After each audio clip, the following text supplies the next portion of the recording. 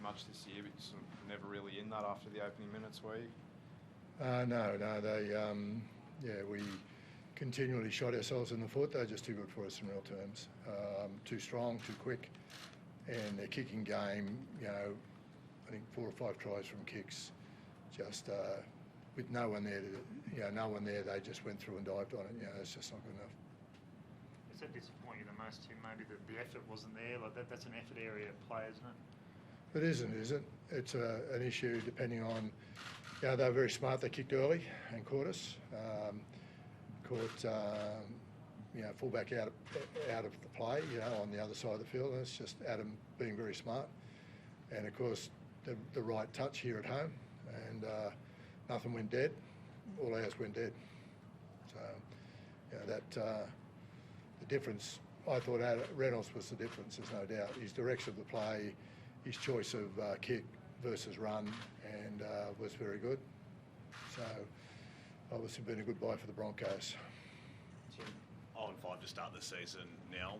Yeah. What gives you confidence that there is still a turnaround in this side and can build on what happened tonight? Well, because I still see, we were down to something like 18% possession there at one stage halfway through the first half. So, that just gassed us. We had no ball at all.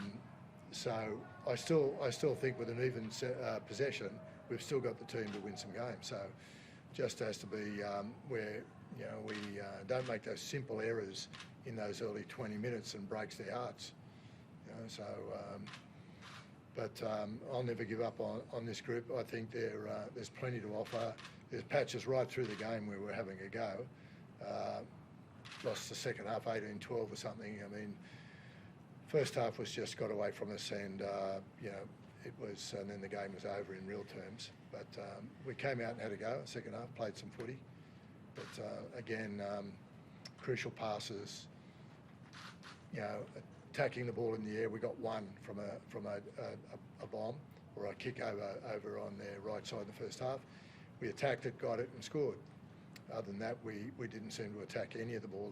They caught almost everything without much competition from us. We've got some work to do there. I think it's the first time you've had the same spine 2 games in a row this year, but do you have to maintain the faith in that group and stick with it? That's something that I really am not going to make a decision on tonight. We've just come with a kick in the tail, and I know there's still effort there, but the scoreline won't say that, but there was still effort there. We just weren't clinically good enough on the night. They were too good for us on the night, simple as that. What about progression through the season, Tim? Like, fans will accept, I guess, maybe not the results because it's a new group and you're all gelling, but are you seeing them trend maybe backwards from, as Trav said, you were in games at the start, but this was kind of a walkover tonight?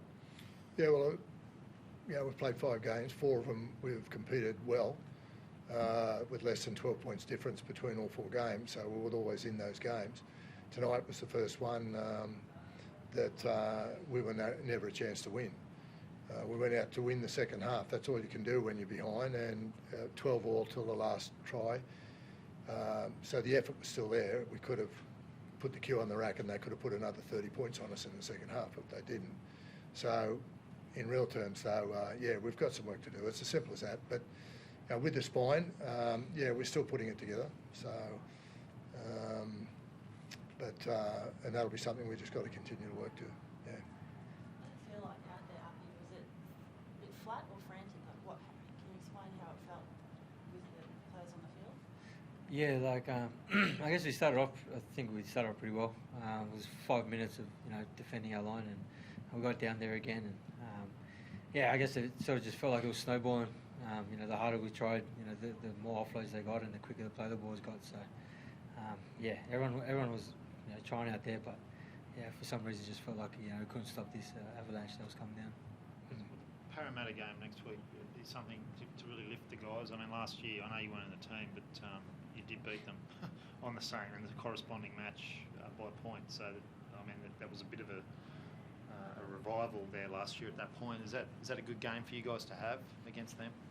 Yeah, look, we're 0-5. I think any game would be good for us, regardless of who it was this week. So, to be honest, we haven't really started anything on the back of that. But we know we need to win, and The only way we're going to do that is if we stick together and make sure we take it a week at a time. So we'll do our due diligence and we'll see how that goes on the weekend. What do you make of John Bateman's start to the season, Tim? Is he sort of struggling to adapt to the NRL again, or how do you see that? Well, we're starting him on the edge and then putting him in the middle. And in the middle he's busy, but they gassed him there tonight. I mean, that's a big pack of forwards Brisbane are throwing at you, and big outside backs to take plenty of ball up forward as well. So obviously they're leading the comp for a reason. We're probably at the back of the comp for a reason. You know, we just didn't handle that offload after offload in the first half. That second phase, you know, burns you up.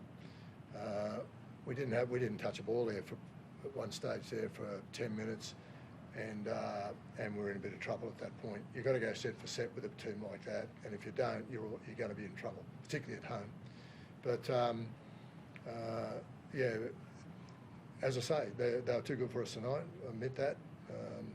What we've got to do is we've got to work on where we are and not worry about too much the external noise that's going to come this week. As I said, I'm prepared to cop as much as you just want to give me, but I'm still going to be turning up with the boys working next week hard. Just on that, Tim, you knew it was a big challenge. You'd been in the football department at this club and you knew it was going to be a big challenge. Coming back as the head coach, you've been in similar situations before, you've been able to turn it around. Have you got faith that this playing group can respond and can turn around the season? I have, yeah, I have. Yeah. They're a quality group of guys and they've got talent. So individually in particular, now what we've got to do is put the 17 individuals together and make sure it works together. That's what a team is all about. So, you know, and that's my job, Benji's job, to make Davey Furner, Robbie Farrow. As a coaching group, we've got to put them together, not pick them apart, not get over anxious about it, because it's only going to make it worse for them. We have to wear a lot of this, and in saying that, you know, we've all got to work a lot harder, staff and players. Because you've had a lot of success in your coaching career, Tim, but you've been through some down times as well. So Oh, I yeah. mean, this isn't foreign territory for you with what you're going through. No, of course not. I mean, many coaches have had 8 and 9 losses in a row. I remember Wayne with the gun Broncos at one stage there many years ago, losing 8 or 9 in a row. Right? So these things can happen, and of course the more you get beat, the tougher it is to dig your way out of it. But we need to find a way, and of course we'll just continue to work hard to do that. You get 1, you'll get 2, and then maybe you're up and running. The competition's not that far away from everyone in real terms. You know, obviously they've won 5, but lots of the clubs are still on 1 or 2 wins, and you can add 2 points for their bye. You know, so it's not that far away. I hope we'll win the bye anyway in a couple of weeks. I thought Sean Bloor was one of your best tonight. Do you have a bit more confidence in him after that? Yeah, it's an interesting one, Sean.